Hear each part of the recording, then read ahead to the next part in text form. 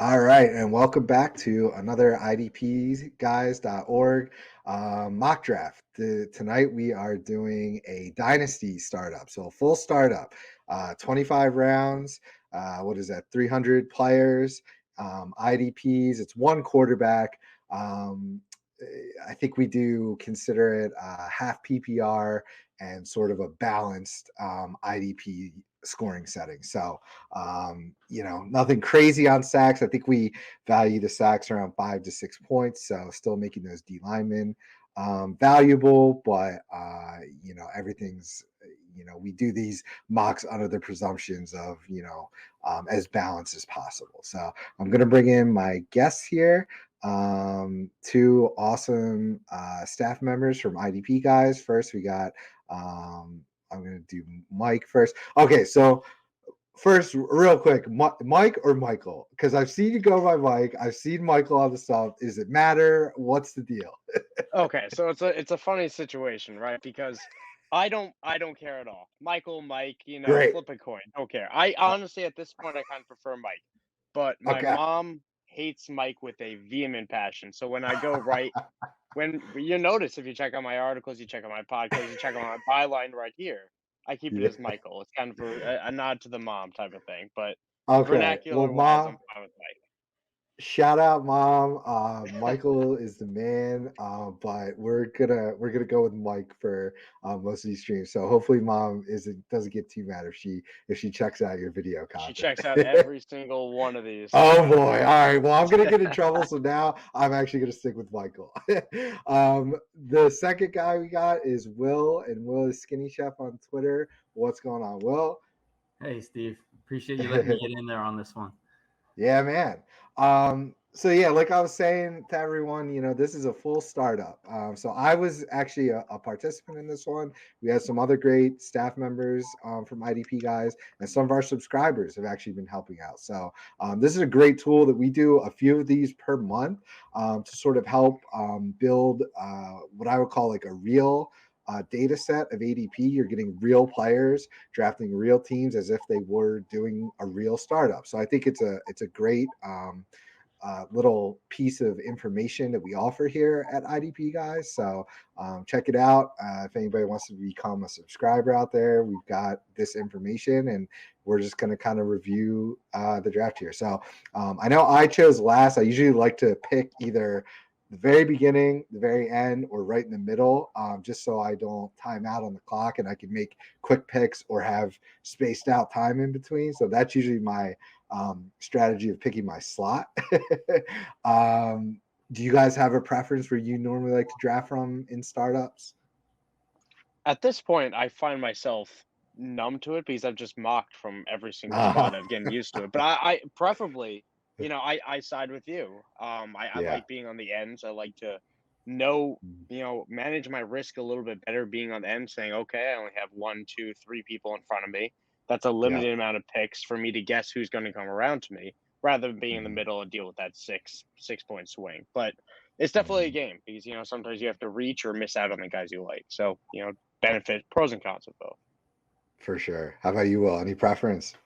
No, all honesty, I mix it up. Like you, I've been doing Hmm. it for a long time with IDP guys now, so I like to draft from different spots and just see how different my team turns out. Yeah. It's I fun doubt. I agree. for I wide like that receiver, too. running back. So Yeah, it helps you get like of it, where am I getting these guys? And it obviously makes, the bigger difference for the yeah, beginning rounds. Once you get past honestly, even like rounds like 4 or 5, it's a complete crapshoot and your spot basically doesn't matter. So so yeah, we're gonna focus on these first couple rounds and then kind of just give everyone the picks as we go along and talk about guys that jump out at us and certain team builds if anything jumps out at us. So first pick as it is in many leagues, Jonathan Taylor. You can't usually go wrong there. I have seen the other day I actually pulled the trigger on I was picking from 101 and I went with Chase just to kind of change it up. So Chase went second, very common. Justin Jefferson third, Naji Harris fourth, Cooper Kupp fifth, CeeDee Lamb sixth, McCaffrey seventh. I'm sure we'll talk about him. He's a wild card.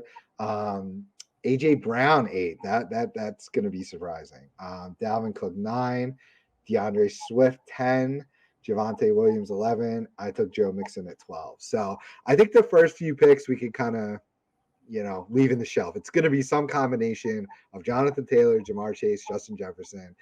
To me, you can't go wrong with any of them. I personally usually like to start my builds with a running back.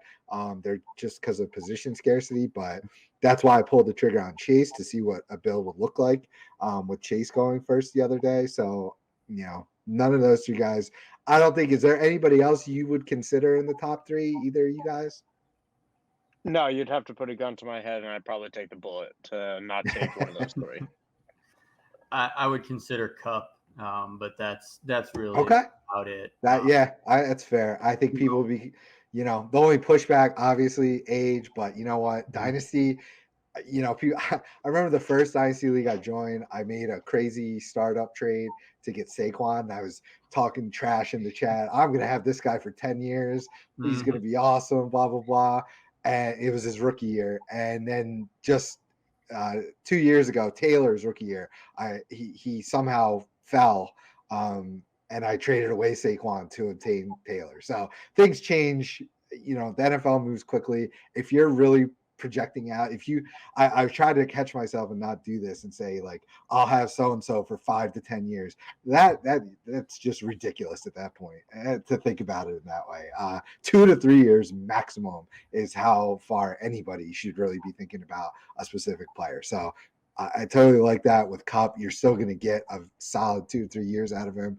I like him as sort of that sneaking into the conversation there as a top 3 pick. So then so Naji Harris, he's kind of a lightning rod. Do people think he's going to continue with the massive workload? I'm not sure. What do you guys think about Harris? I'm fairly confident he's getting everything and then some. Like the talk of the town is how he came out and said, there's going to be some downs where I'm not out there. And Naji Harris had an absurd amount of snaps last year, numerous times where he's around that 100% mark, which is just not common in today's NFL with running backs, right? Where we have RB1s, we have top 5 running backs that aren't on the field as much as Naji Harris was. So it's fine for me. We have Mike Tomlin, who has always utilized a bell cow running back. Mike Tomlin's still there. It's the same system as last year. The only thing that's changed is not Big Ben. It's Kenny Pickett / Mr. Trubisky, which, tendency to throw to the running back. That was a Ben thing for sure. But could be an upgrade. It could be an upgrade. It could be a downgrade in terms of it's a change, it's a variable. But ultimately, I have no worries about his usage, and I take him top 5 of a dynasty star for sure. And that offensive line is better. I'm not going to say it's good. They can't get much worse. Yeah, I mean, I desperately want to hate Naji Harris. I want to throw 1,000 reasons why he's not going to be a top 5 back, even a top 10 back. But the truth of it is exactly like you said, Mike. He's on the field all the time. He's going to get touches. He's going to get some check down work, regardless of if it's Trubisky or anybody else that they try to throw out there. So I think he's going to be good again this year and for years to come. He's still a really young guy. Yeah, I know. There was a lot of Twitter talk prior to last year's start of the season with the age factor and all that. And, it just seems like looking back on it now, it's just silly. With our IDP integration here, I always like to kind of think of running backs are sort of like the linebackers of the offense. Like the snaps are where it's at. Guys that are getting snaps, again, it's not as rare as linebackers playing all the time, having your running back out there, 90+% of the snaps. So when that happens, you pounce on them and you take that production. So I don't hate Harris there at all. It's awesome to have, that stud linebacker, to have the Darius Leonard, but Zach Cunningham can get it done, and Jeff Wilson can get it done for running back. It doesn't work like that for wide receiver. It doesn't work like that for tight end, and normally it doesn't work that way for quarterback. But running back to linebacker, that is a pretty good comp. So then we had Cup there at 5th. We talked about him. I mean, we can touch on him a little more. I mean, I love him. If you were getting him if you did a startup last year, you probably got great value and return on him. Obviously, he was a redraft MVP. As long as Stafford's there, it was kind of it should have been easier to see than we thought, probably, right? Stafford, a humongous upgrade over Jared Goff. He signed for a couple more years. I'm totally fine taking Kupp, as early as 3, like you said, Will. Love Kupp. I wouldn't take him as early in Dynasty personally, but I'm going to quickly drop a Ryan McDowell stat. Shout out to the king of Dynasty fantasy football in my book. But nice. He put out, it was today on Twitter, that Cooper Kupp is the 5th 28-year-old wide receiver to be a first-round Dynasty pick, right? Of those other 4, each of them dropped at least 15 spots. Or Calvin Johnson dropped from 1 to 12. AJ Green dropped from 9 to 21. Julio Jones dropped from 6 to 15. Antonio Brown maintained 5 to 5. So those are all locking in a top 24 wide receiver come next season for Kupp. And for 2 of those names, that's still wide receiver 1, and I would still expect top 15 range around the Julio Jones 6 to 15 range. But if Cooper Kupp is anything short of astronomically good, people will look at him as he's a good wide receiver who's now 29, and it's really tough to shake that label in Dynasty. So, right or wrong, I think his value will be lower next year, and that's it's tough to invest my first round pick on that. Although I have no problem doing it on that 10, 12 range. I mean, I hear that argument that makes a lot of sense. But the one thing that I think Kupp has in his favor versus those other names that you listed is all of those guys, their abilities, the yardage, the touchdowns that they put up, that was all based on their attributes, their speed, their quickness, their ability, just their God-given gifts, for lack of a better term. Whereas I feel like Kupp is much more of the tactician type. He's a very skilled route runner. He's got really great hands. And those are the kind of things that transition into the later years of your career. And I think he could continue to put up good numbers because of that. Nice. Yeah. I mean, he probably. I was just going to say he probably comps closest to Antonio Brown from that list. So go ahead. No, I was just going to say that, he's definitely closer to Antonio Brown play style than maybe a Calvin Johnson. But I just factor in the, what's it called? All that really matters, in my point in saying this, is the 2 to 3 year window we talked about, right? Right. Cooper Kupp will be great for 2 years, minimum, right? We hope 3. We pretty confident in 2, but at the very least, Cooper Kupp will be a wide receiver 1 this season. In terms of redraft value, Dynasty aside, he's going to provide you points per game, some of the best in football, and that is worth a high pick because we're trying to still win now. It just, when you invest that first round pick in Kupp, I want everyone that does that to then factor that in with their second round pick and their third round pick, because you don't want to draft Kupp if you're not going to be tailoring that roster for now, because all of a sudden likely will drop value even if he doesn't, in terms of points per game. Yeah.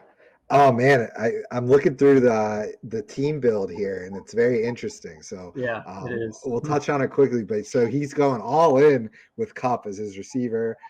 He's got 3 of his next 4 picks, running back, a tight end, then quarterback. So he's only got let me see here. 1, 2, I'm not for this. 4 wide receivers altogether. So that's almost a complete opposite build that I would personally go for. I'm stacking wide receivers in a dynasty draft, so it's very interesting to see that. We'll talk through more of that. He's got a unique build in this. I didn't pay that much attention outside of the first 3 picks, but that's a good one to talk about later for sure. It's definitely interesting. So hopefully, you can see on the screen there, anybody watching, but we'll talk through their picks. So at 6, we had CeeDee Lamb. He's top 3 for some people, and he's right outside the top 12 for others. Does anybody have hot takes on CeeDee Lamb? He's my number 3. Go on, Will. Go for it. I was going to say, he's about as opposite of a pick from Kupp as you can get. Yeah. You're drafting him purely on upside, purely on potential, and what you expect Dak Prescott to be this year. And even as a Cowboys fan, I personally can't draft him there. I'm not comfortable doing it. He's young. He's got a lot of upside, but you look down this list at wide receivers that are young that had upside, and they're, I mean, T. Higgins in the 3rd round. Yeah, he had a great year, and he's looking great with Burrow. Okay. But you start going down that list, and most of the guys on this list, when you get down there into the 4th, the 5th, the 6th round, are all guys that are where CD Lamb was at this point. Mm-hmm. So, you look at it, that's kind of the exact opposite of doing Cup, where you've seen it from him. You've only got a couple of years. You haven't really seen it from CD. And you might be, wasting a pick in a couple of years. So drafting Lamb is a pure bet on talent. Like you said, it's not proven. And but ultimately, this is where I think he'll be drafted next year, because I think he hits. I really do. And Well, I hope he does. when I'm betting, when there's not, the only thing holding him back is himself. Because opportunity through the moon. Amari Cooper gone. Michael Gallup coming off the ACL. He probably won't be ready for week 1. It'll be Jalen Tolbert and Elton Schultz. And maybe Tony Pollard's lining up a slot receiver because they need him. Love to see that. Yeah. Would love to see that. But my love for Pollard aside, CeeDee Lamb has every single way to have 135, 140, 150 targets. And while I am lower on Dak Prescott, I recently had a video come out of a part of my podcast that had apparently a bunch of Cowboys people lose their minds over me fading Dak Prescott because I don't think it's going to work for fantasy. How dare you? I know. I love Dak Prescott. I've been accused of being a Cowboys apologist. Nobody will believe me on that. But I don't. Well, I might not be in on Dak. I think CeeDee Lamb's going to get every single bit of this offense, and I just bet that he's just that good. He's going to be good enough to make the most of an immense opportunity. Yeah, I'm fine with him there. Let's do a quick poll. So, who do you got? You get, if you're a Cup owner and somebody offers you Lamb, are you taking it straight up, or are we rejecting, or do we want more? I'm taking Lamb straight up. I would take it. Cup for Lamb? Stick with the Cup? No. I take Lamb there. The upside potential of what Lamb could do for the next 3 or 4 seasons, I think, is above his potential is above what you could get from Cup over the next couple of years. Yeah, totally fair. Interesting. Yeah, that's definitely an interesting one. I guess it really just comes down to how much you believe in his talent and the situation. Is he going to take that leap, or is he going to crash and burn? Because it can't really be anything in between, right? Like he's either going to be a monster or severely disappoint. And then one just quick back note to Cup. I think if you're a Cup owner, you have to float him out there and see if anybody's going to give you a haul. If anybody gives you multiple firsts plus one of these receivers from the mid rounds here, I think that's a smash personally. So I think you always got to at least float the guys, like guys coming off historic seasons. You got to float them out there and see if anybody's going to give you a crazy haul, because you'll have to consider it. And 9 times out of 10, it's going to work out in your favor if you're getting a haul. Honestly, Jonathan Taylor, I would float him out there and see if you can get back. If you can get Javonte Williams plus out of that, I would strongly consider it. So just that's a piece of advice I like to float out there. Historic seasons are historic for a reason. They're always going to come down. So I think you got to float guys like that out there. Next pick we have is Christian McCaffrey, lightning rod. Do we believe that the injuries are behind him, or is he off your board? So I got like 2 things to say on Christian McCaffrey. One is I am so proud of the Dynasty community for still viewing Christian McCaffrey in a very high light, because 2 years of crushing people like he has, he should be buried. He should be a value type of pick. We should be talking about him in a sense that, you're letting him slide for no reason. We're not. That said, I wouldn't take him there. I like Christian McCaffrey. I believe in Christian McCaffrey. I believe he's going to be healthy. There's nothing to suggest the injuries he suffered were not lingering type of things. He had the hamstring, but at this point, with this level of recovery, it's a low chance of a re-injury. I would still take DeAndre Swift and Javonte Williams over them, because I believe those guys are both terrific talents on rookie deals. Whereas Christian McCaffrey's on a second contract. I try Right. to avoid second contract running backs in the first round of my dynasty teams. It's just a Fair. probability thing of the drop off when we deal with the majority of running backs, as great as they are. It's just the injury rate. But that said, I still like McCaffrey more than A.J. Brown, more than Dalvin Cook, more than Joe Mixon. So this is a right around where I support taking him. Fair. How about you? I mean, the thing that Christian McCaffrey has going for him is in the games that we've seen him, he's still the Christian McCaffrey we remember from a couple of seasons ago. He still shows that juice. He still shows that ability to get you the yards, to catch the ball. And I'm comfortable taking him there because, to me, the reward that you get from having McCaffrey start week to week is way above what risk you're putting out there. And looking at the guys that are there, the only guy personally I even consider above him is Dalvin Cook. Mm-hmm. But I would still take McCaffrey, I think, over Cook, depending on where you're getting McCaffrey. Here, I'm happy getting him here. If it's McCaffrey and Cook 2 picks later, I'm taking McCaffrey. Yeah, I like it. I mean, when he's on the field, he's the number one fantasy asset, and it's not even really a debate, I don't think. Yeah. I guess the only, projecting to the future, are they going to, lessen his workload in order to hopefully prevent further injuries? I guess that's the only little in the back of my mind. And what I'm doing, if I'm a Christian McCaffrey drafter, this, mid round, and you're taking him and I'm all for it, I'm making sure my stable of running backs is deep, which this particular drafter did not really do. So after McCaffrey, for those watching, I'm just going to go through their running backs. They have Ramondre Stevenson, who I actually really like a lot. That was a nice pick. But from there, Alexander Madison, James Robinson, and that's it. That's just asking for trouble and putting yourself in a tough position. If McCaffrey does go down again, you're going to be needing to scramble and probably trade and giving away more value than you need to. So I'm going to, say if you're going the McCaffrey route, make sure you get Dante Foreman, not Chubb Hubbard. He's awful. Get Foreman and stack that stable. I'm going running back heavy early on in order to mitigate that risk of McCaffrey. So would you guys do anything different, or what do you think about that strategy? I wouldn't change my strategy personally, whether I take McCaffrey first or not. I still would have taken a running back earlier or found somebody with more starting potential than doing what this drafter did, and maybe it would have taken A.J. Dillon over Myles Garrett, and then punch my defensive lineman a little bit as opposed to doubling up on that position as well.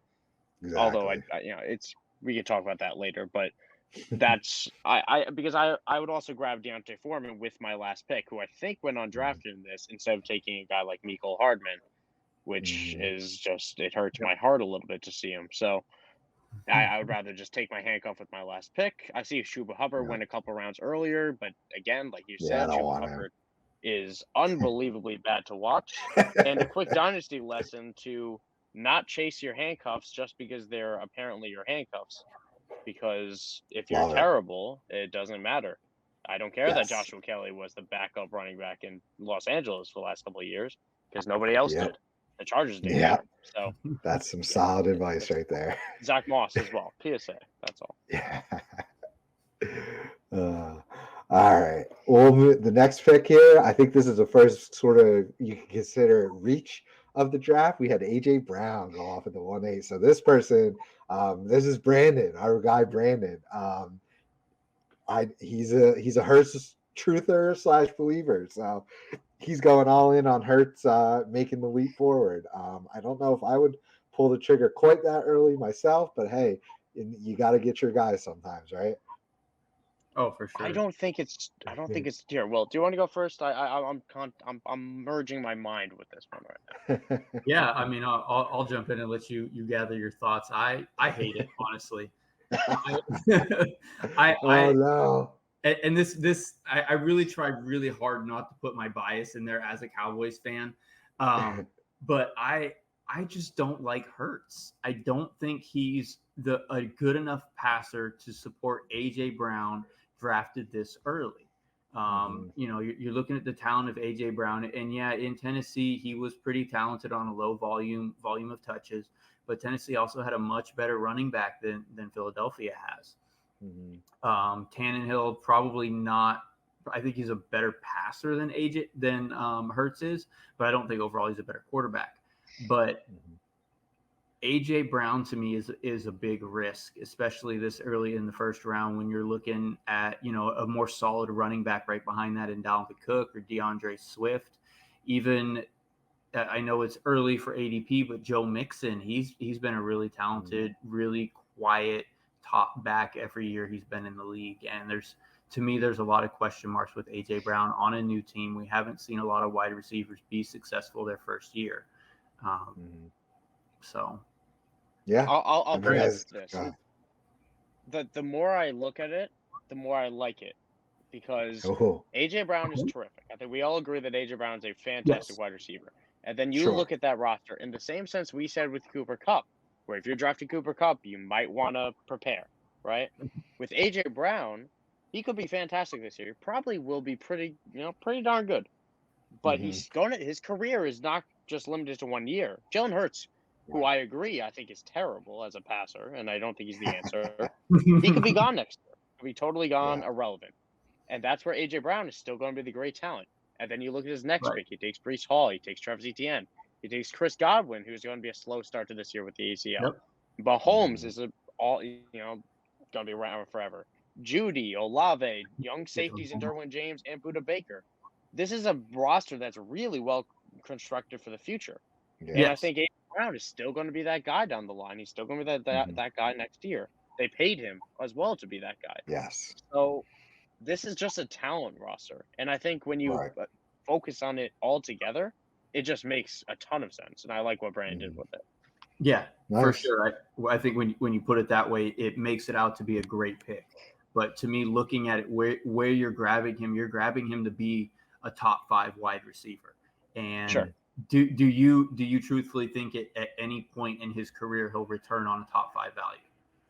Well, I can't answer without saying I don't know who his quarterback's going to be. But in terms of talent, I think he's 100% capable of a top 5 season. Okay. But I would agree with you. I'd probably still would take a guy, like I said before, DeAndre Swift, Javonte Williams. But I think top 5 is in the cards for A.J. Brown. He's flirted with that in points per game before.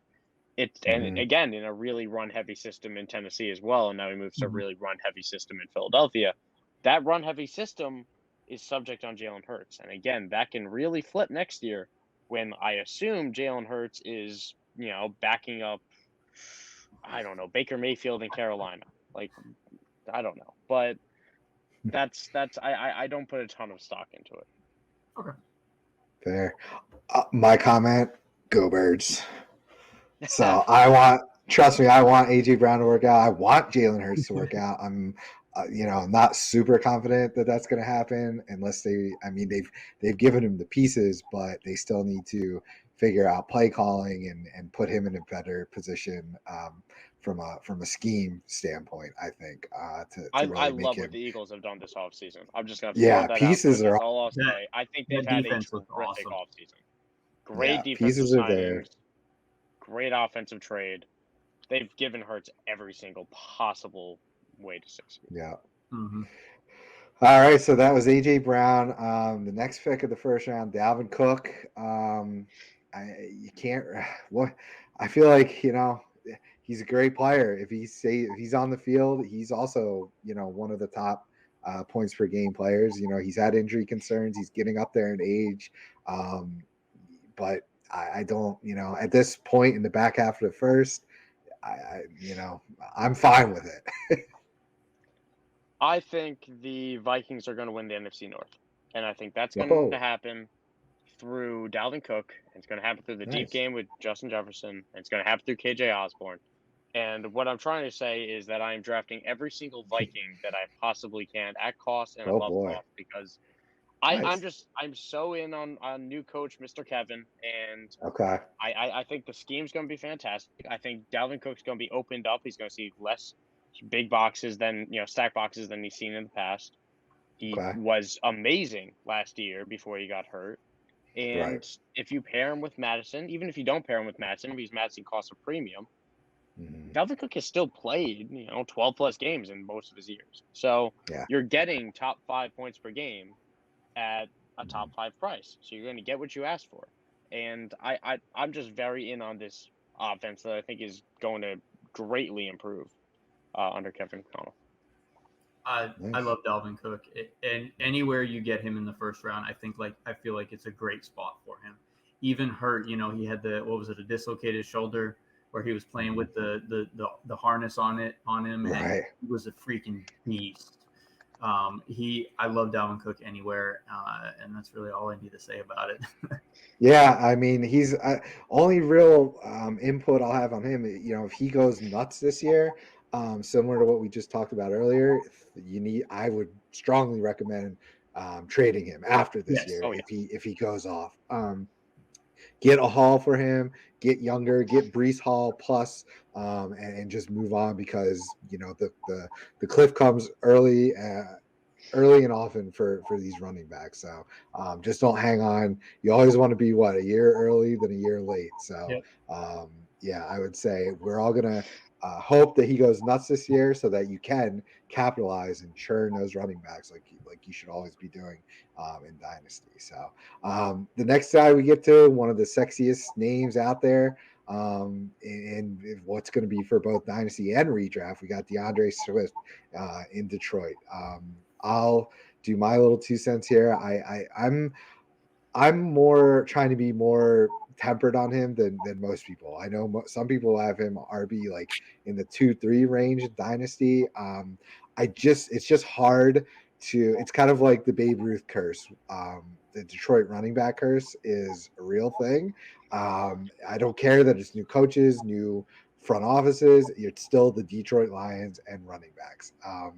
So it's hard for me to just get past that. So I think he's obviously awesome if he can stay on the field and you figure out how to use him properly. Obviously he's going to be amazing. I'm just tempering my expectations and not trying to go too crazy with either drafting him too high or giving up a haul for him. I'm just trying to stay even keel. That's my thoughts on Swift.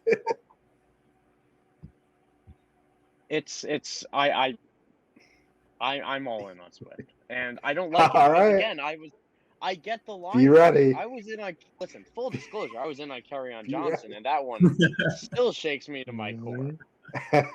And again, like Kerryon Johnson, my only concern with Swift is injuries. He's missed a lot of time over his first couple of years in the NFL, and that is a genuine worry of guys that are, he's not a smaller build. So I'm not banking on that sticking.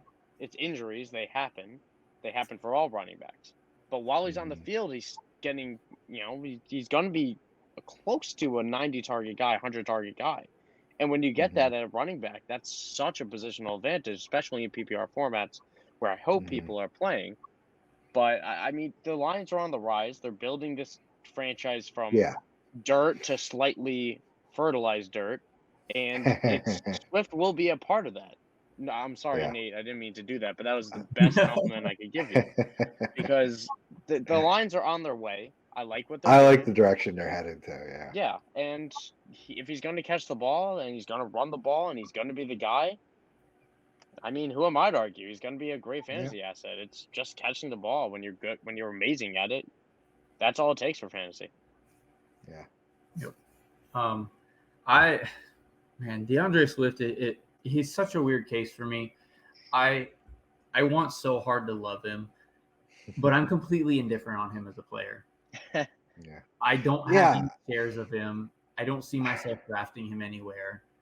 And I think a lot of it's what you touched on, that injury concern and the fact that he's a Lion.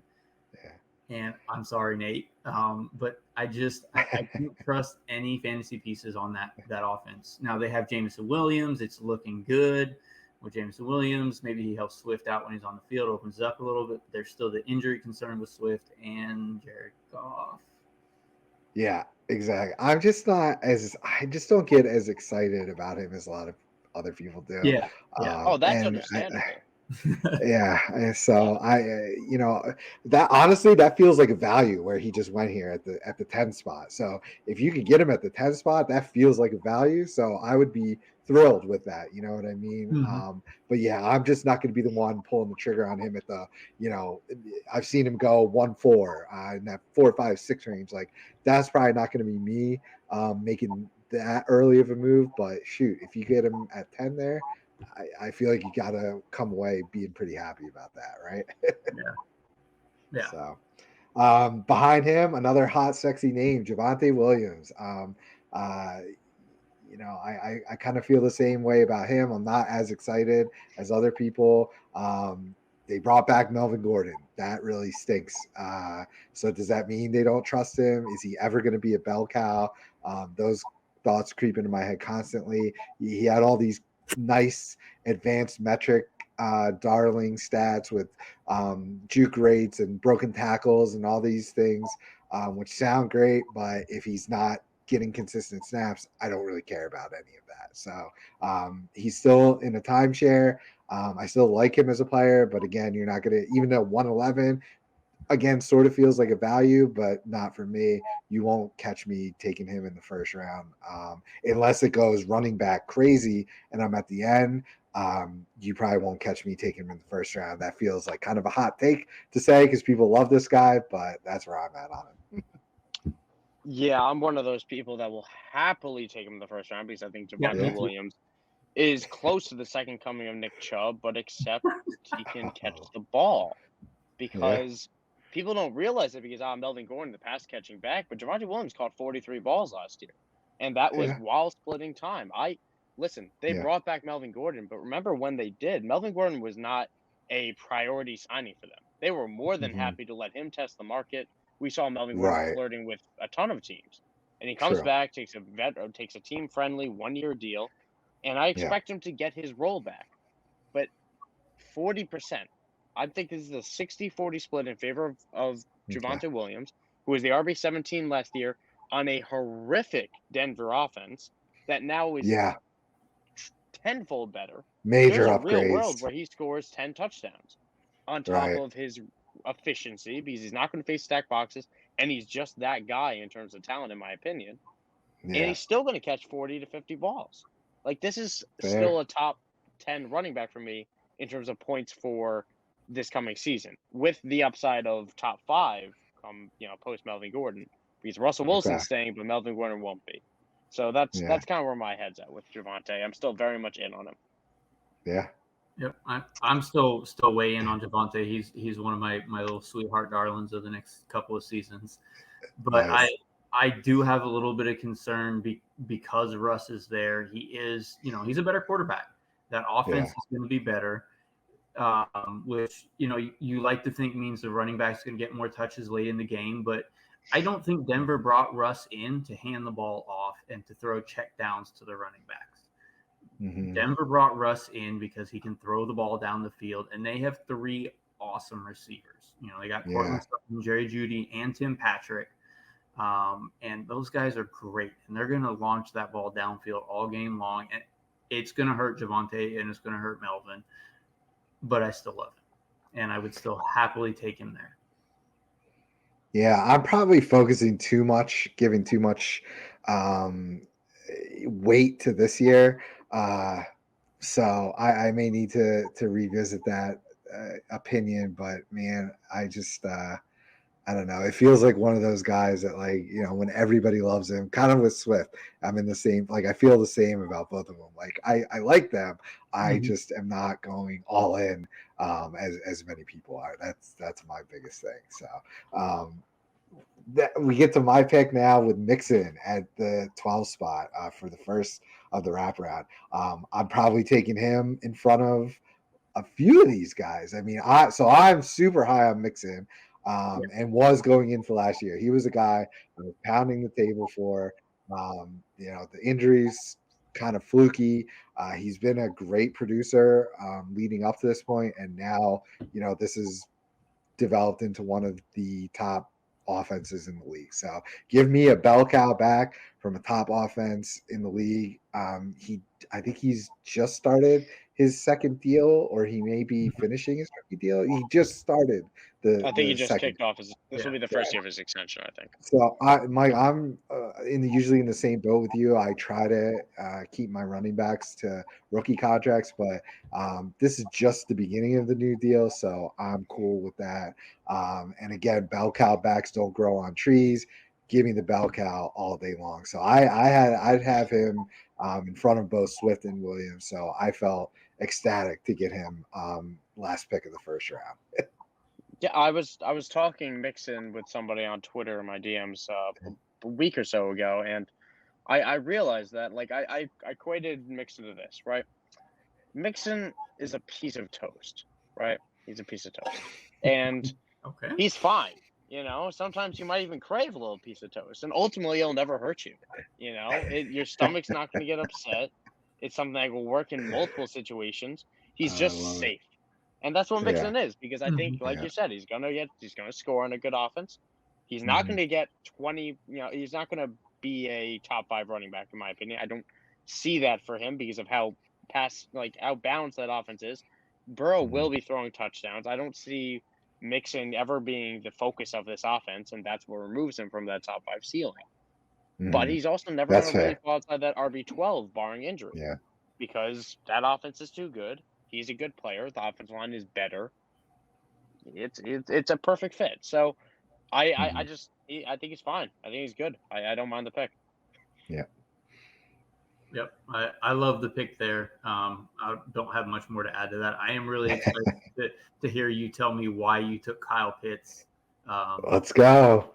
We can transition right into that. I have a lot of issues with that, so please tell me why Kyle Pitts there. So on the wraparound with my second pick, so first pick of the second round, I took Pitts. I was thinking, build wise, I was happy, like I said, happy to get Mixon there. When I was looking at the receivers and other running backs, I just felt that nobody else has the upside that Pitts has. I mean, Pitts, I feel like some people were disappointed with year one, and I think that really came down to touchdowns. His targets, catches, yards were all, amazing for a rookie tight end.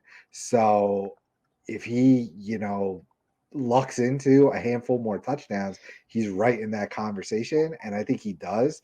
I actually love the Mariota fit. We saw Mariota turned Delaney Walker into a perennial top, 8 to 10 guy for a few years there. So I actually love that fit with Mariota. And I mean, talent wise, this is the best tight end prospect that's come along in, decade at least, probably since Tony Gonzalez and Gronk. Kelsey was a 5th round pick and he turned into an amazing tight end, but he wasn't the level of prospect. I mean, you don't see tight ends going that early in the first round. Vernon Davis were probably the last one. Really. Yeah. From athletic standpoint too. He's just got, I just love the profile, love the talent. And I think he's going to be a really fun player to have on my team as well. So the fun factor had a lot to do with it there too. Does having the safety of Mixon as your RB1 make you more comfortable taking a shot on a player like Pitts?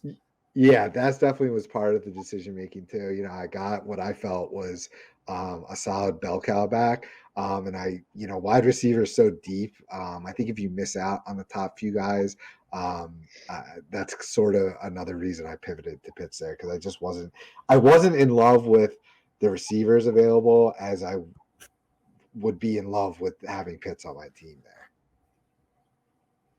It's interesting because Kyle Pitts is unbelievably talented and he will be a fantastic player. I don't like seeing practice reports saying that Desmond Ridder is going to push Marcus Mariota for the starting job.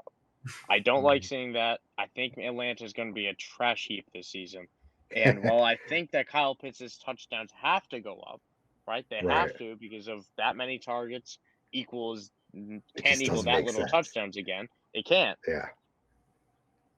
But it could. It kind of could. I mean, there's a world to me that Atlanta throws under 20 passing touchdowns this season. I think that's totally possible. And that doesn't leave a ton for Kyle Pitts. That could still leave 6, and that would still be a huge boost. But it's still asking a bit. This is the decision where we brought up before, being on the turn, where if you don't take Pitts here, he's not making it back to you. And you're not getting Andrews as well. And you're running the risk of getting your Kelsey, the George Kittle, the Hawkinson, or even you'll probably get Hawkinson, but you'll lose out on a tier here if you don't take Kyle Pitts. Yeah. So I do support. Listen. I'm all for Kyle Pitts' aggression. I'm fine taking the chance. But I imagine that's just another way I look at it. When I'm on the turn, I will lose this player and a tier if I don't take him here. Yeah, that was obviously a huge part too. I was like, there's obviously no way he's getting back to me. And I know me and my boy Dynasty Bison there at pick number 2. He's very high on Pitts as well. So I kind of wanted to snipe him. Well, not snipe, but ensure that he didn't have a shot at Pitts later on. Because I really, we've been doing a bunch of these mocks, and a lot of us are in the same ones together. And I've also kind of seen the builds that are available when you go that route. I've seen Bison picking in, at the end here, and he takes Pitts in the first, and then wraps around with either usually a wide receiver or running back. So I figured I would, grab him on the turn there. So it was fun factor, had a lot to do with it. I just think he's going to be a really fun player to have on the team. I contradicting what I said earlier, it feels like he's going to be around the league for a good 10 years minimum. So if I can actually hang on to him for that long and he, avoids major injuries and whatnot, it's hard to envision that he won't be a top guy for many, many, many years to come. So that was part of the thought process. So I think we're going to finish up the second round here and then probably chop, end the stream after we get through the second round for everyone, and we'll pick it back up in round 3 with a new video. So just a heads up. So second pick of the second round was Jalen Waddle. That was definitely one of the guys I was contemplating. I actually really like Waddle. I think he is the smarter investment over a Tyree Kell right now at this point in their careers. So I absolutely am down with this pick. If Tua doesn't take the step this year, we're looking at trouble for guys like Waddle and Gesicki and Hill. But I'm gonna believe in Tua this year for me. The Dolphins are such a tough team to predict, and I mean, because it all comes down to whether Tua has it or not. I think we expect volatile, again, difficult to project production out of that running back room, but ultimately San Francisco-esque effective. And then we have no idea what's going to happen with this passing game. We have a lot of mouths to feed. Jalen Waddle survived on an absurd amount of volume last year, and his profile coming out is not a volume guy. It's a big play receiver. So, if that volume goes down, he's more than capable of making up for it. I can't bring myself to pull the trigger on these Dolphins receiver where they are and probably should be going. I get taking that's fair him here. I completely do, but I'd be taking Eckler. I'd be taking Breece Hall. I'd be taking Devo. I'd be staring down Devonte Adams, wanting to pull the trigger on that 29-year-old wide receiver because Devonte Adams is fantastic. But that I would take these names over Waddle, and that's a right or wrong thing. But I can't bring myself to bet on the Dolphins right now. I can't. I should, but I can't. You said Devo, and I feel like Devo and even Tyree Kell too, Waddle's teammate, are both big play guys. That's a group of big play players, and I feel like, to me, Waddle, where he's taken, it's a good spot for him. He's the youngest of this group of big play players that's out there. He's tied to a young quarterback who the team is invested in. And I really feel like this is a good pick. This is a good spot for him. Waddle's going to produce but like you said earlier, Steve, Waddle didn't project as a high volume guy. He was supposed to be a big play player. He only needs a couple of plays. Having a guy like Tyree Kell on the other side, you got to pick the poison there. And I believe Tua is smart enough to be able to read a base level defense and figure out which side is the weaker defense and throw the ball over there and let his playmakers make the plays, much like Patrick Mahomes has done over the last few years with Tyreek and Kelsey. I'm a Tua believer. I'm just not like you say they're tied to Tua, which they are for this season. You know, that's why Brian Flores got the boot. Wrongly, in my opinion, but that's why he got the boot. And they brought in somebody that was willing to work with Tua. But he's gone if this doesn't work out. Like, this is Tua's last year in Miami if he doesn't work out. And all of a sudden, we could have a journeyman veteran. Do you not think that? Or I honestly don't. I don't think this will be Tua's last year. The investments that they put around him screams he's got more than one more season. I think he really will have to show it. Like, Miami will have to be. He has to show something this year. And Miami show will some have progress. to be flirting with. You'll have to be flirting with a wild card spot throughout the entire season for that. Like, if not win one, which will be tough in the AFC, but they'll have to really be pulling to be second in that division. And at the very least, not out of the running for it. And it's a tough division, tough conference to do it. And there's there's just a very real world that we're dealing with a rookie or a journeyman veteran next year. And then we have Tyreek and Jalen Waddle and Mike Gesicki, maybe, probably not, but Mike Gesicki to project there. And all of a sudden, it's a really crowded room. And I don't know. I like betting on the talent of Waddle and the youth, like you said. Yeah. It's just maybe I'm not a Tua believer. I don't know. I like him. I've been saying I am, but we've seen a turn. I like Tua, but it's such a high investment for this. Like, it's so early. I don't know. With all that speed, Gesicki and them two, if somebody's going to be open every single play, if not multiple people. So if he can't get it done with this group, I mean, at the very least, yes, they're bringing someone in or drafting, and he's going to have to at least compete for the job the next year. I don't think he's handed it if he can't make it, if he can't figure it out this year. It's got to happen. I would, surrounding those with those weapons, I would like to bet on that it will happen, but if it doesn't, there's no chance that he doesn't get competition at the very least if they don't move him, which is easier said than done. So I would say competition would be more likely. All right, after Waddle, third pick of the second round, we had Austin Eckler. The RB, was he 2 or 3 last year with all those catches? I think he was 3. But he was maybe 2 in PPR. He was the RB2. Yeah. I mean, what a year. And that screams again, though. Do you, that's the ceiling that we're looking at. Is that going to repeat? Probably not. Now, the third pick of the second round here, it's not a bad pick by any means. Just another one of those guys that, the expectations are going to be so high that I think people might be a little disappointed. Again, I'm a pessimist at heart, so I'm always trying to provide the non-optimistic points of view on a lot of these guys. I love Eckler. I think this is a great pick.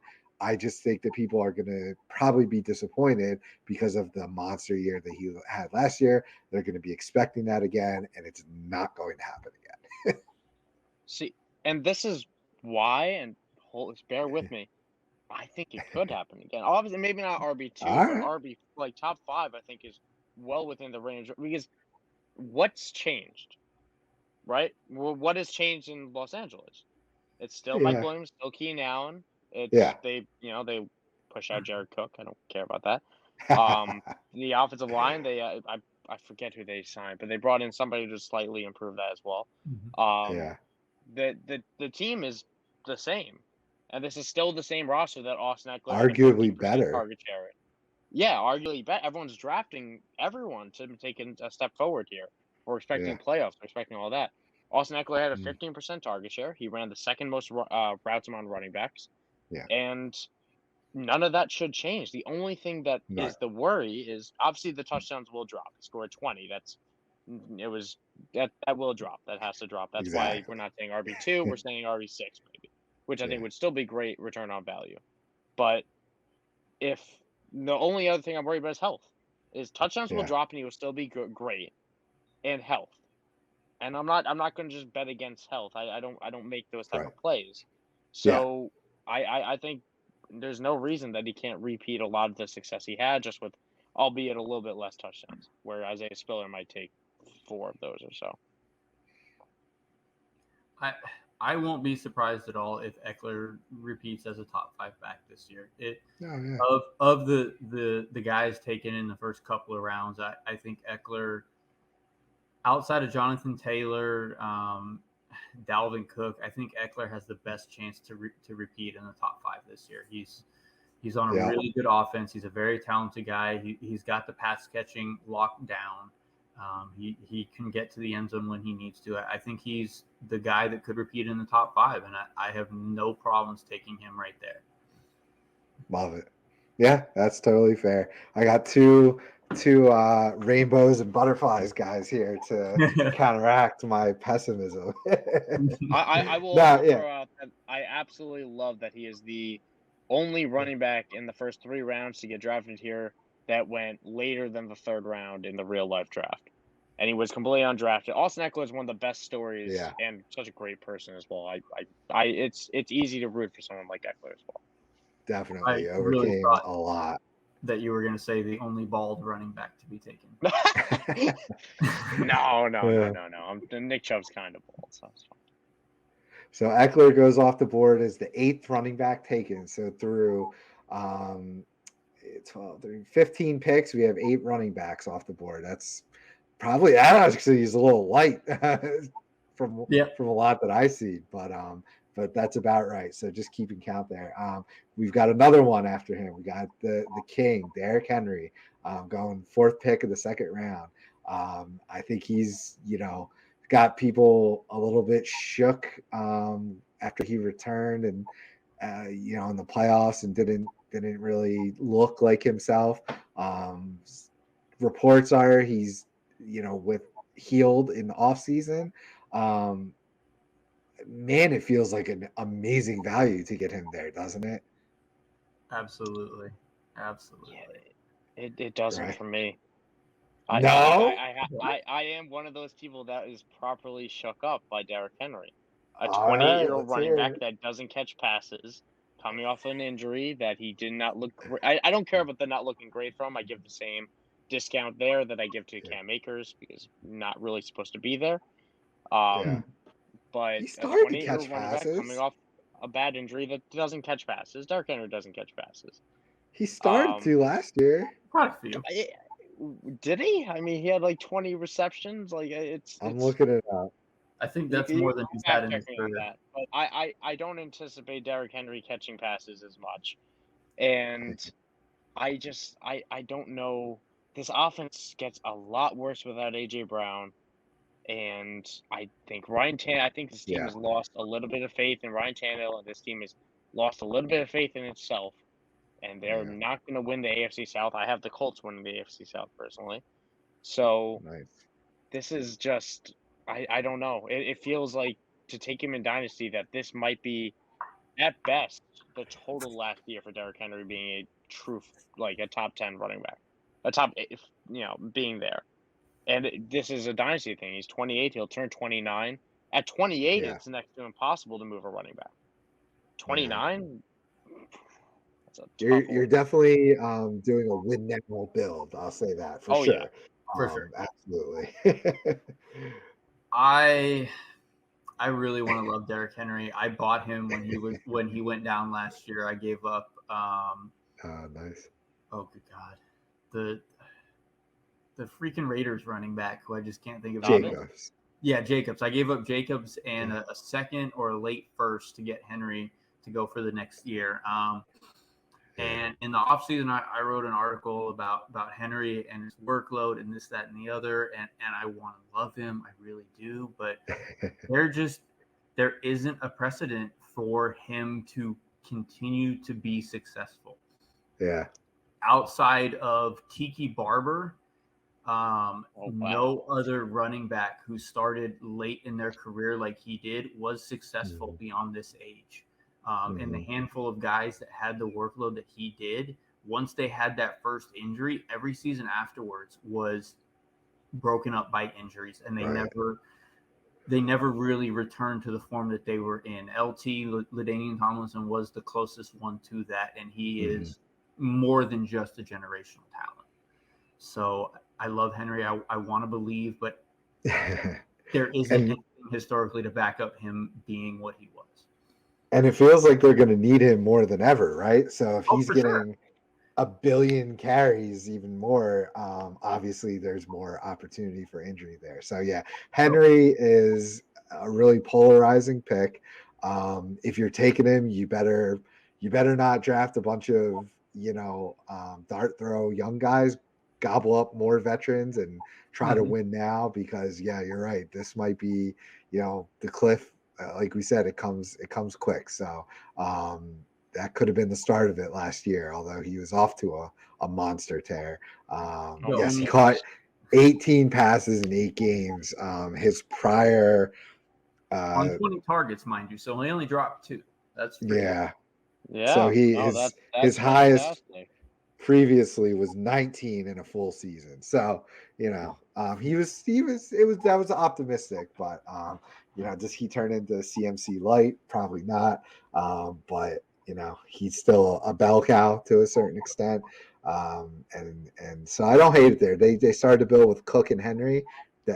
That's like I said, that's a win now team. And hey, what's the goal of playing? To win, right? Why do we play? We play to win the game. So the team also didn't invest behind him at all. Like they didn't really replace Deontay Foreman even. They brought back Dontrell Hilliard. And they drafted Hassan Haskins, who is the Chuba Hubbard of this situation. So it's his room again. It's all him again. Oh yeah, Brandon's gonna hate you. He loves Haskins, I'm pretty sure. Oh, I know. It's a great game. Yeah. So Brandon is up next, actually, with the 5th pick of the 2nd round. Pick I love here. I think it's perfect ADP for him. I would probably reach on him. This player, Breece Hall, running back for the Jets, the top rookie running back, the 101 in all formats. I've been saying that since the draft. I think I was proven right with the way the actual draft panned out. I love this guy. He's, his athletic comps are right there with Jonathan Taylor. And I think he takes over. Yeah, okay. Now I'm being the pie in the sky. I think he's bell cow worthy. I'm being told that because the defensive coordinator of the San Francisco 49ers is the head coach, that they are going to run a similar running back by committee system there in the Jets. Now, I've also been told, was it the offensive coordinator came with Saleh or the running backs coach? Yeah. Matt LaFleur is from San Francisco as well, the offensive coordinator. So I guess that provides a little bit of, backing up to that situation. I just don't know that it's going to be an exact copycat of the San Francisco scheme. And honestly, I mean, am I misremembering last year when Elijah Mitchell was healthy and going ham? Was he not essentially the bell cow back of that offense? Am I misremembering that? You are not. You are not at all. And so I don't really understand why this whole argument is being made. So I think Breece is a bell cow, worthy of possibly end of the first if you're feeling frisky. But this 5th pick of the 2nd round feels like a steal. I probably would take him in front of Henry. A couple of these other guys, I'd probably take him above Williams, me personally. I just love him.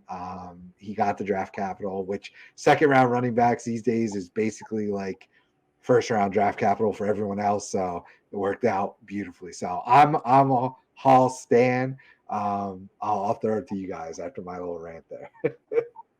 Go ahead, Mike. I won't add too much because I am also a Hall stan. He was my RB2 for some of the process. I flipped RB1 about halfway through. He is terrific, and Michael Carter is a 4th round rookie round pick from a year. He's nothing.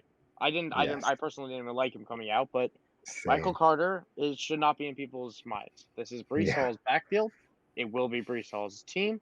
He will be going higher than this next year's draft. There's been a rookie running back in the top 15 for each of the last 5 seasons. Last 5 seasons, there's been a top 15 rookie running back. For four of the last 5, there's been a top 5 rookie running back. Now, I'm not calling top 5 because I don't think the touchdowns will be there.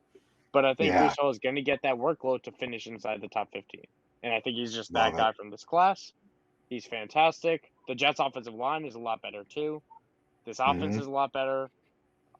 Go Jets. Oh, God. It feels so gross, right? And they're another one of these franchises that are just I deal with them all the time. They're the worst I can only imagine. It annoys me, but it's tough to believe. I get it. It's tough to sometimes believe in these franchises that just seem snake bitten, but it feels just like the Lions. It feels like they're building something that makes sense over there. So, do you like Hall, Will? Yeah, I truthfully do. The only thing I'm going to add to this piece, because I think you guys covered it really well, is the only reason anybody liked Michael Carter last year was opportunity. Right. And the opportunity is gone now. Breece Hall is there. Whatever opportunity we saw for Michael Carter last year, that's all Breece Hall's. And you will probably see Michael Carter a little bit the first portion of the season, but I'll be shocked if Michael Carter is even in the realm of possible fantasy rostering by week 4. Love it. Clean sweep. Carter's done. Move him for whatever you can get for him. Maybe you sell him to the Hall owner as a handcuff insurance. But I think we're all in agreement. I think that's something we are justifiably confident about, that Carter is an afterthought at this point. So so we're all in on Hall. I think that was a great value pick right there. Halfway through the second, we got Demonte Adams with the next pick. Mike, I know you were wanting to talk about him, so I'll let you give your take on Adams. Yeah, I mean, Devonte Adams is getting a downgrade. That is, we can't act like it isn't. Whereas, as much as Devonte Adams wants to tell us that Derek Carr is like Aaron Rodgers, he's not like Aaron Rodgers. Derek Carr is like Michael Carter, just a guy, in my opinion. But he's also like Mixon. He's toast. He's fine. So Carr will be fine. But what he will do is target his college best bud, the best wide receiver in the NFL, and Devonte Adams. The ball will connect 130 plus times to this team. This is going to be a huge volume situation between Adams and Carr. Adams is also is a great red zone receiver, as we know. He always scores touchdowns. He does have to compete that with Renfrow, who is almost equally just as good of a red zone threat. And I give that the highest praise, obviously, from Hunter Renfrow to Devonte Adams. They're both amazing separators in the red zone. It's tough because I think Devonte Adams will be great this year. I think he'll be great next year. I just don't know what the ceiling is. After that, I don't know what the ceiling is. As well, after that as well, we're talking, like, regardless, once you pick Adams, it's very much a ride or die on your team because trading him is so difficult because he's 29/30. People, you're going to have to undersell. Even you're going to maybe mid-performance, the cat is really funny, but maybe mid-season you could sell him for his right value, but then you're taking yourself out of contention. You're losing a huge piece right there. So it's a very difficult move drafting someone as old at the older age, like my worries with Kupp in the first round. But I think the return on value will be there. He'll still be a wide receiver 1, still be a top 8 wide receiver, and that's a return on investment at the end of the day. What do you think, Will, on Adams? You in, out, indifferent? We saw Renfrow be, I forget where Renfrow finished, but he finished really well considering he was on, Derek Carr being the quarterback. And I definitely could see a lot of that target share going to Adams. Renfro's success last season was out of necessity. And now you don't have that necessity for Renfrow because Adams is there. Adams is going to be that number 1 target, like Mike said.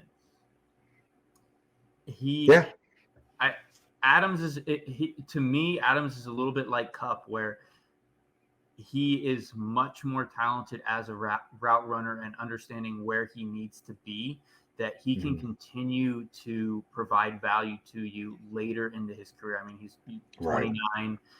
Even into his year 31 season, he can still be valuable in PPR formats.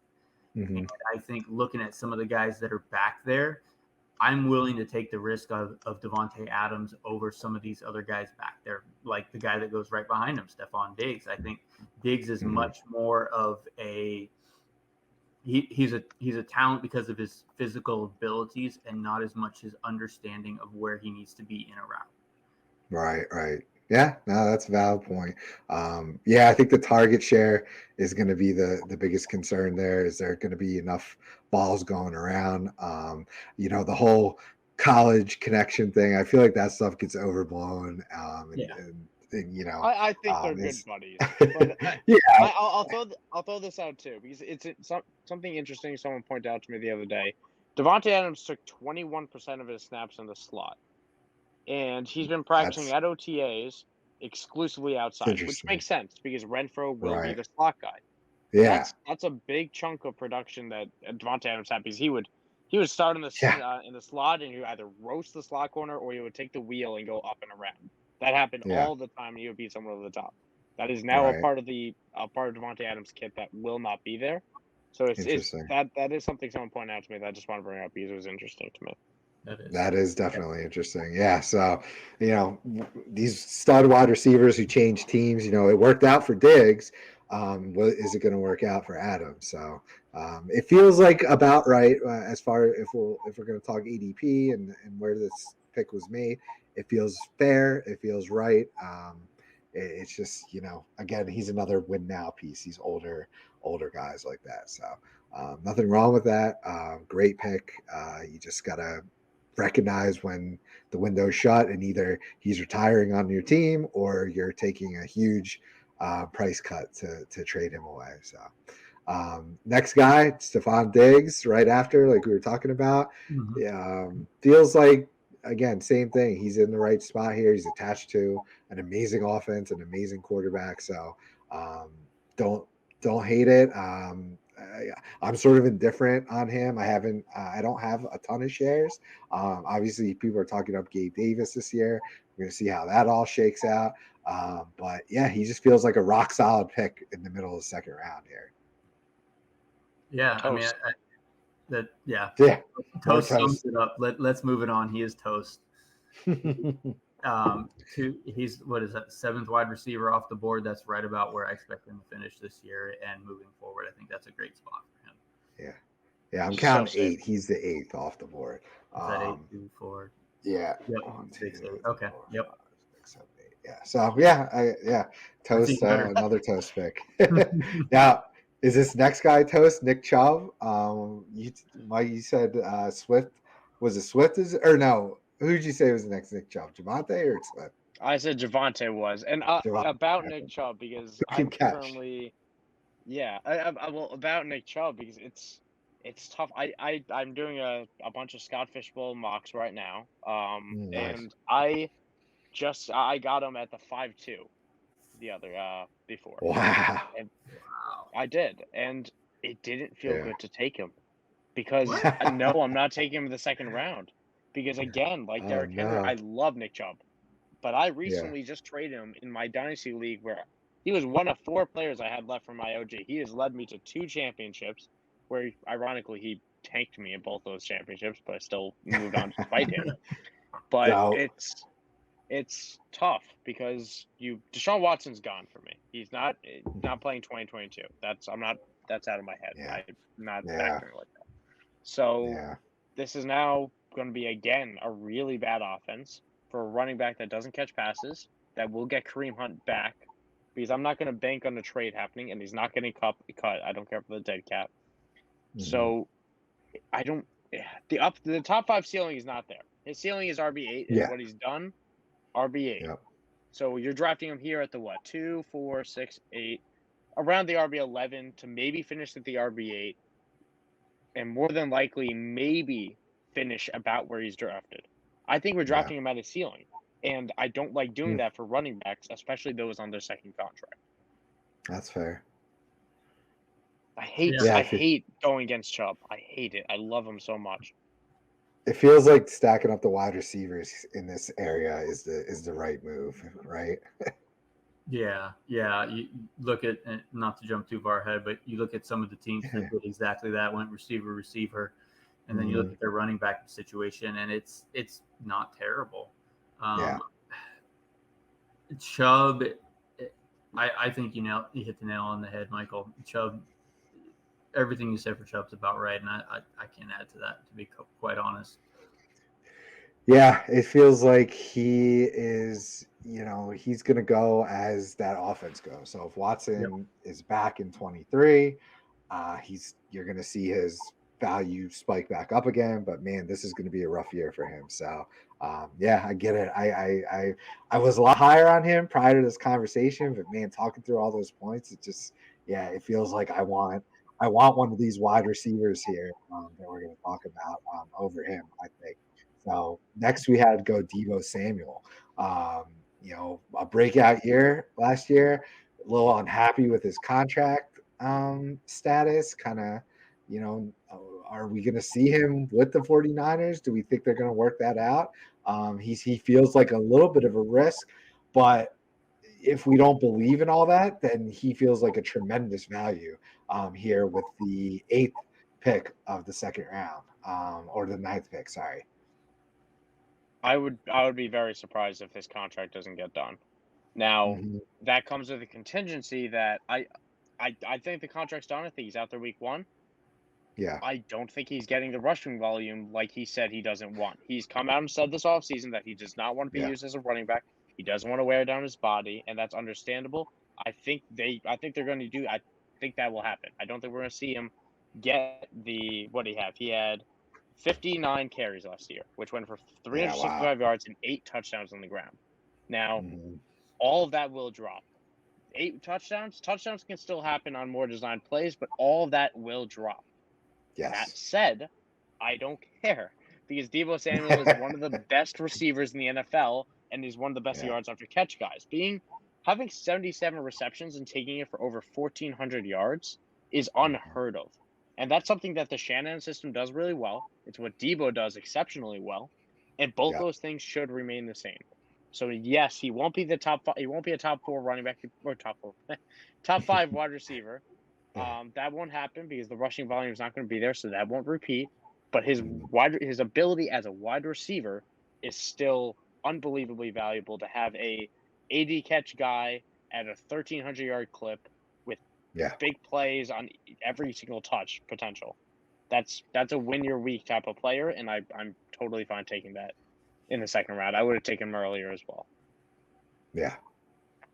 Yeah, I mean, all those rushing opportunities came out of necessity. We've seen a couple of years now where the 49ers have just been decimated with injuries on both sides of the ball, but especially at running back. And having Devo come out the way that he did and say, I don't want to run the ball, they're not going to use him that way. Devo is one of those talents that you don't let walk away. Right. He is an incredible receiver, like Michael already said. The yards after the catch is amazing. And where you're getting him there, I think is great. That last season was his first full uninjured season, and we saw exactly what we thought we were going to see out of Devo if we could get a healthy season out of him. So hopefully Trey Lance gets unlocked here. We haven't, he did all that too with one of the most vanilla quarterbacks playing in the league, Jimmy G. So if we have, he's what's worse than toast? Well, it's going on here. He's just like lightly burned toast, or it's not burnt, it's light toast. That's like it is white bread, but it's a little bit harder. Yeah, he's straight Wonder Bread.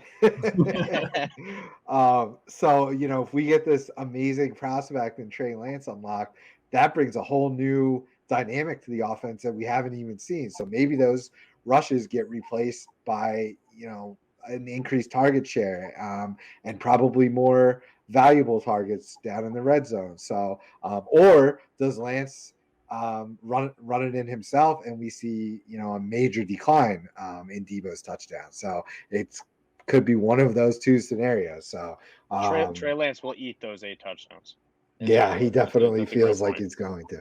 So yeah, it's that 8's repeatable with Trey Oh, Lance. I don't know, because I think Trey Lance is going to munch on bag it up and take it to work every day. Like, I mean, it's a goal line thing we saw with Cam Newton, where we just see rushing touchdowns just plummet when you have a rushing quarterback that can take those. And I think that's what Trey Lance will do. And I don't know. I'm asking the question: how many of his 8 touchdowns were in the red zone? Oh, I can't imagine 2. Yeah. So I can try to fact check that for you. I'm curious, but I don't think that the touchdown regression because of Trey Lance being a running quarterback is going to be there the way that everybody is saying it. Yeah. He's definitely going to be an interesting guy to see how that shakes out with the new, assuming the new quarterback takes over. So we'll have to see. So here's a guy who's a new face, an old face in a new place. Tyree Kell goes next with the 10th pick of the second round in Miami. We kind of talked about him with Waddle. Would all of us prefer Waddle ahead of Hill still? From the age piece, I think I would on the age side, absolutely. I wouldn't fault. Yeah, I wouldn't fault anybody in a draft from taking the value, we'll say, of Tyree Kell. Yeah, I think the next couple of seasons, and really in Dynasty, you should only look at it in 2 to 3 year chunks anyways. Tyree Kell is going to return on the value where you're getting him now. Mm-hmm. So, yeah, it felt like, with how valuable a piece he was to that Chiefs offense, isn't it scream like red flag city that they traded him? To me, that just is he was arguably the most important piece of that offense that helped them win a Super Bowl. Why would you want to trade him away in potentially his prime? So that kind of, there's something there that we don't make that argument for Devonte Adams. We didn't make it for DeAndre Hopkins. We didn't make it for Diggs when he got traded. So I don't think that that's really the crux of the issue there. It was strictly a money thing with Hill. I mean, he wanted a new contract. He wanted a big, huge contract like the Dolphins gave him. And I think that's all it was. And the Chiefs weren't willing to pay that after paying a lot of other guys. Hill felt disrespected by it, and then rinse repeat. Right. Also, because before we move too far from Devo, I decided to look it up and now it blew my mind. Otherwise, I wouldn't drag us away. How many red zone targets do you think Devo Samuel had? Because thank you, Will, is a hell of a point. Well, this is strictly targets. I would still say Trey Lance eats the rushing touchdowns, but targets, just 20. I'm going to say 2. It's goddamn Will. It's 2. Yes, it is 2. Holy moly! All season long, that yielded 1 touchdown. So 2 of Devo's targets were in the red zone. That's move on. We'll move on, but I just want to bring that up. Interesting. That's wild. Huh? Yeah, that's crazy. It's the same as Ryan now, by the way. Holy Theo I forgot that Theo Riddick played last year. Yeah. Wow. That's pretty crazy. So Hill, supposedly Tua is more accurate than Mahomes, so he's got that going for him. But this offense, I have brutally messed up and ruined this entire video. Probably that was 2020. All right, Devo had 8 targets last year, which is still low. Yeah, it still seems but low. Not what I said before. We could just act like I'm not even on the stream because at this point I'm just. Somebody would have fact checked you on that one. It's the East Coast thing, so I apologize. You said he had 8, like the infinity number 8 targets. Yeah, 8 targets, 4 receptions for 2 touchdowns, which is still Traquan Smith, Olamide Zacchaeus had more actually than had more receptions, same amount of targets. Okay. Jalen Reagor had the same amount of red zone targets. Oh, what a name! That's a sore spot. We don't have to talk about him. We get back on track. I apologize. That's all right. I mean, this Dolphins offense is built on speed. I don't know. I feel like I kind of envision my crystal ball here. I see injury coming. I don't wish that on anybody, but I just feel like it is coming. with his age and how he just, his physical abilities and just with all that speed behind him, I just feel like I'm surprised it hasn't happened already.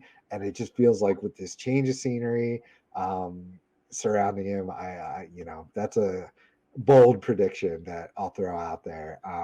And it just feels like he's gonna, take a major step back from where he was. Go for it. I'm just going to throw this out here. The weather in Florida is much different than the weather in Kansas City. Yeah, just a little, right? And I know that injury thing wasn't necessarily meant to be genuine, but there is a real concern there with the heat and the humidity, what he's going to, especially in the beginning of the season. You could see some conditioning issues and maybe some soft tissue stuff. But anyway, go ahead, Mike. I'm sure you have a more relevant comment than what I just made. No, it comes down to how much I am. What Dolphins head coach Mike McDaniels, right? No, You're right. Right. Yeah. Okay. Either way, Dolphins head coach from the San Francisco system, and that's what matters. Was how much did they take from the yards after catch San Francisco system, where give the ball to your receiver in space, let him do something, because Tyree Kell can do that very well. Jalen Waddle can do that very well. If we're asking Tua to hit those deep balls, if we're asking Tyreek to turn a million screens into something like we saw with Jalen Waddle last year, Jalen Waddle couldn't do that. Jalen Waddle was ineffective with those touches because they were just dump down. So really, it just comes down to how Miami uses their wide receivers, and we're not going to see that till week 1 because I'm not going to bank on Tua making the big plays yet, but I can bank. I do like the hiring. I think that they're going to put the wide receivers in good positions to succeed. Yeah. I just think they're going to eat into each other. Otherwise, if both these guys live up to this draft investment, Tua should be going 5 rounds ahead. I don't see a world that doesn't work.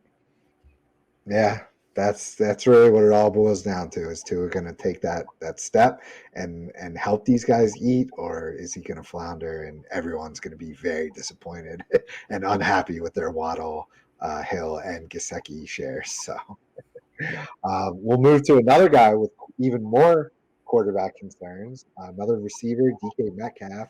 Obviously a young stud, deserves to be drafted probably a lot higher than this, the 11th pick of the second round. But the uncertainty surrounding his quarterback right now, he's either going to have Geno Smith or Drew Lock throwing to him. Neither of those provide a ton of confidence to have a great future, but we also know that that's probably going to be a 1-year thing to deal with. So if you're a believer in the talent, which you should be, if you're getting DK Metcalf along paired with Jamar Chase as your 2 wide receivers, you are in pretty damn good shape for the future. So I love the DK Metcalf pick here. I think, you might have to take some lumps this year, but beyond looking forward, you're in great shape there. So I love it. DK is becoming a tremendous value in Dynasty, and I'm someone who's always been out on DK for my own detriment. I wasn't a huge fan coming out. I own my takes. I wasn't. He's obviously outperformed that, and he's outperformed most expectations because I think some people also had sky high. All that said, in Dynasty, I'm still all for buying him.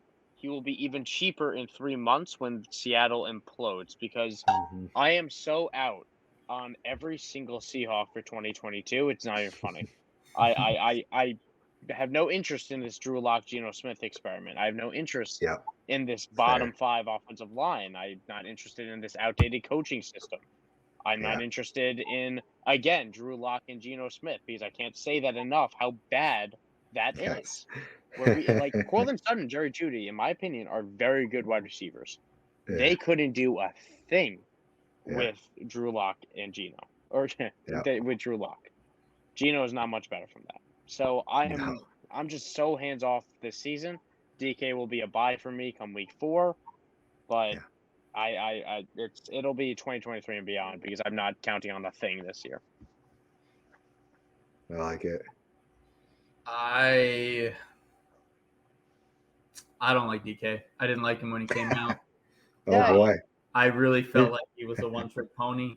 I still feel like he's a one-trick pony, and the only reason he's had any relevance at all in fantasy is because of Russell Wilson. Russell Wilson is gone. Interesting. Pete Carroll is still there for however long Pete Carroll decides to be there. Pete Carroll runs the freaking football. DK Metcalf will not return on his draft value anywhere in the first 4 rounds again. Oh boy. I completely support that for this year, 100%, and I applaud your braveness, your bravery. Braveness isn't even a word, but your bravery, because you said everything that I want to say, but I cannot say anymore. Yeah, it feels like you gotta pivot a little bit from original coming out takes. He was right. Certainly a tough profile to evaluate, and people were all over the place on him for sure. That is true. I mean, walking into playing with Russell Wilson, it definitely enhances, I think, your outlooks and your potential. So let's see. This is going to be a big defining year for him. Is it going to break him mentally to be playing with such terrible quarterback talent? And then, do they fix it moving forward? Do they trade him? We've already heard, rumblings of that being a possibility even this year, it sounded like. So that would be the best case scenario. They get him out of Seattle, but I don't think anybody's going to pay up for what they're going to want.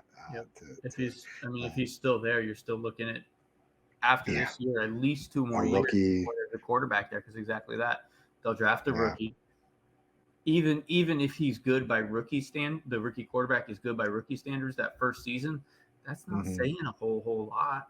So you're looking 3 years down the road before Metcalf could potentially be anything.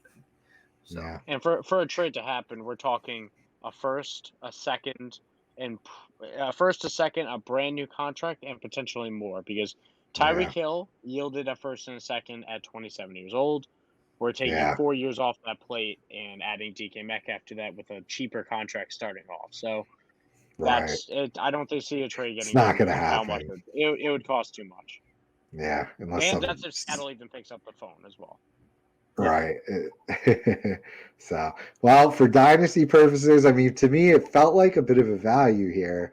But yes, there's certainly some concerns, and you're going to have to, take some lumps. You might not be starting him in your starting lineup. Your second round pick, he might not enter your starting lineup come week 1 for a new dynasty team. So that's a pretty scary thought, right? But it might just be the reality. So, but for that roster construction piece, because I know we're 2 rounds in now, Metcalf's a great pick to pair with Chase. I mean, you've got a great young receiver, 2 really good young receivers. One's already shown it. One has shown something, and in a few years could really be something again. So it's a good value. Yeah. For that roster, it's a good value. Yeah. So if he's sliding this far in the second, I would say scoop him up with confidence. What do we? You guys would take him instead of Hill there, or what?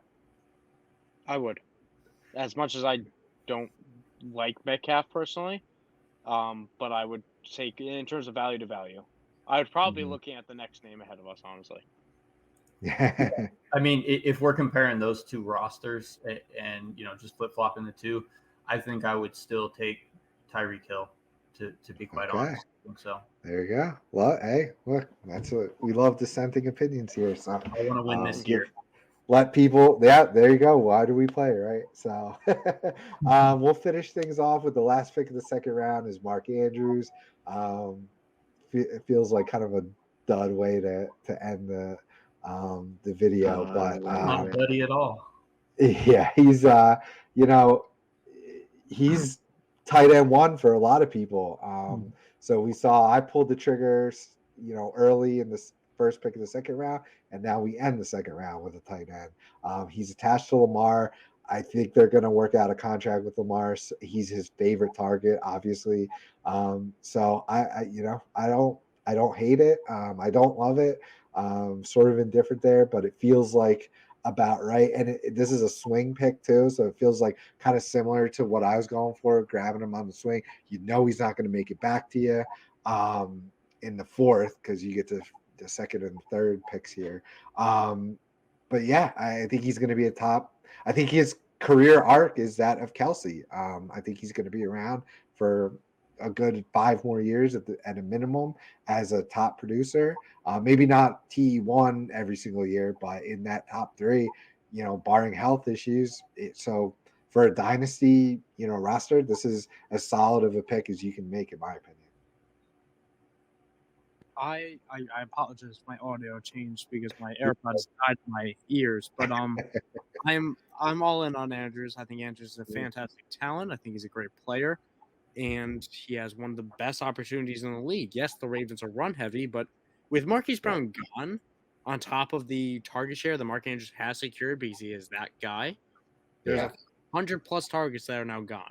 Now, yes, a lot of those will go to Rashad Bateman, but Andrews could see even a bigger uptick to a huge portion that he already has. I think we just have a really rare elite tight end right here that is just that good, who has that opportunity, and he's just going to continue to return on that investment. My favorite starts at Dynasty drafts is where I can take 2 wide receivers. Like, in theory, I would have I'm a big wide receiver guy. I might have taken Jamar Chase or Jefferson first, and then I would have gone Jefferson. I'd probably go Jefferson, Andrews, and it would be tough to choose another wide receiver there, but probably T. Higgins. I'd probably follow that exactly how it went, and that would be my start if I could just draw it up realistically. Yeah, it's beautiful. Yeah, I like that Mark Andrews pick, and we'll discuss them another time, but the pieces that go after Andrews, there's nobody that I'm really clamoring to grab ahead of Andrews. Exactly. You partner Andrews with J.J. Taylor, wrong team, Jonathan Taylor. I really love the way Steve is building out this roster in the first couple of picks. So I think it's a really good pick, and it's going to look good down the road. He's some guys that you've got a lot of years to build around and develop a really good fantasy team. Like, Kelsey will return on value this season. Kittle has been a huge question mark with injuries. So Kelsey has the age, Kittle has the injuries. There is no real question mark with Andrew. Like, it is such a teardrop once you lose that. It's Andrew's tier to me because that's the tier. And then all of a sudden now you start dealing with question marks.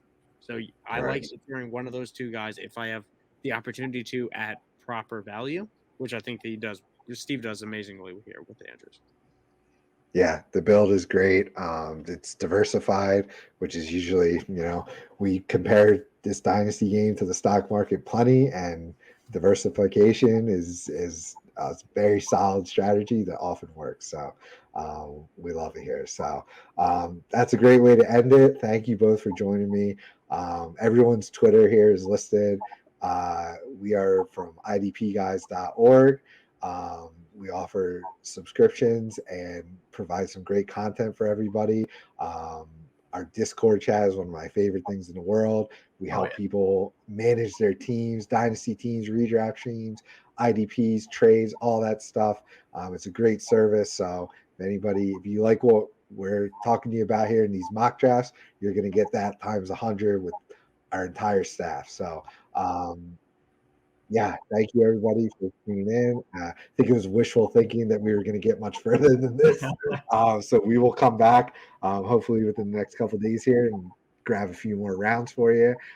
Maybe open it up to more strategy-based talk. But you can't argue that these first couple of rounds in the dynasty draft are so important and really provide the direction that your team is going to head and how your build is going to look like. So I think it's worthy that we spent as much time talking through some of these top players at the beginning of your drafts because you really want to make the best decisions for you, provide some opinions. So we'll sign off there. I'm Dynasty Santa on Twitter.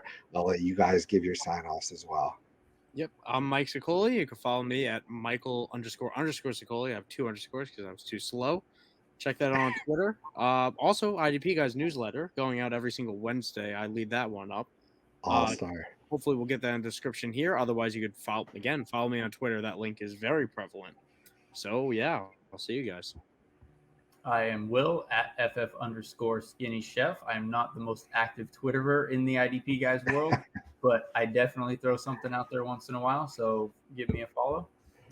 Yeah, your content during the season is great, so we appreciate it. So, everyone, thanks a lot, and we'll see you again soon.